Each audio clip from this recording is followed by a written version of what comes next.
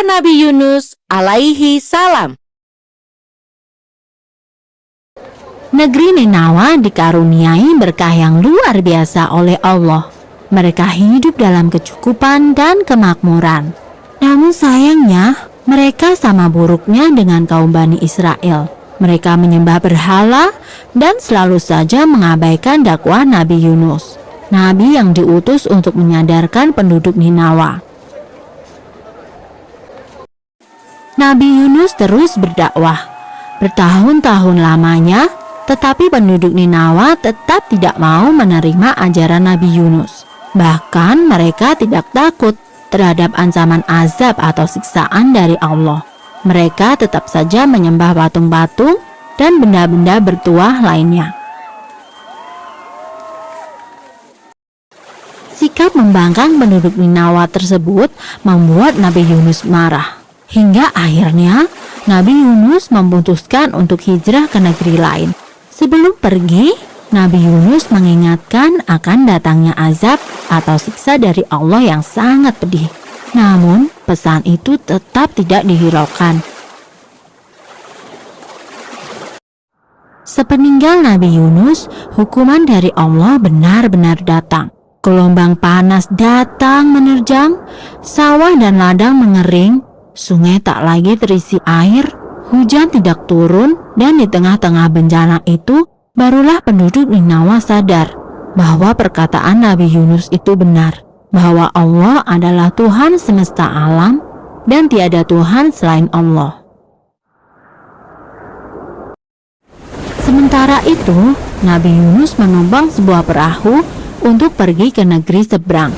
Di tengah jalan, badai mengamuk membuat perahu terombang-ambing. Lama-kelamaan, air pun masuk ke dalam perahu. Untuk mengurangi beban perahu, nahkoda memerintahkan semua penumpang untuk membuang semua barang. Namun kapal masih saja terguncang. Nahkoda pun memutuskan untuk membuang salah satu penumpang ke laut. Pengundian pun dilakukan. Ternyata undian tersebut jatuh kepada Nabi Yunus. Hingga 3 kali berturut-turut undian selalu jatuh kepada Nabi Yunus. Nabi Yunus ikhlas jika dirinya harus dibuang ke laut untuk menyelamatkan kapal. Dan Nabi Yunus pun meloncat ke laut yang mengganas karena badai. Kemudian Allah memerintahkan ikan paus untuk menelan Nabi Yunus. Nabi Yunus benar-benar ditelan oleh ikan paus.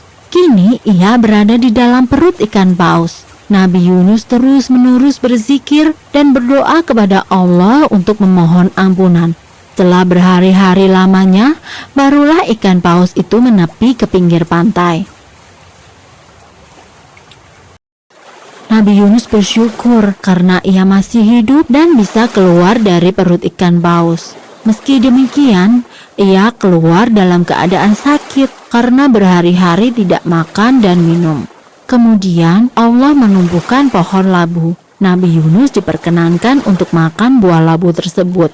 Hingga akhirnya tubuh Nabi Yunus kembali sehat. Selanjutnya, Allah memerintahkan Nabi Yunus untuk kembali ke negeri Ninawa.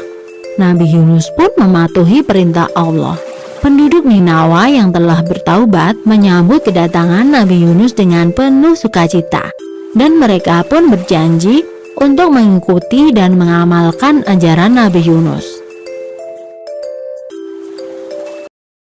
Selesai. Sumber dalam Al-Quran, Surat Asy-Syu'ara ayat 139-148. Dan salah satu penggalan surat berbunyi, dan sungguh, Yunus benar-benar termasuk salah seorang Rasul. Surat Asy-Syu'ara ayat 139.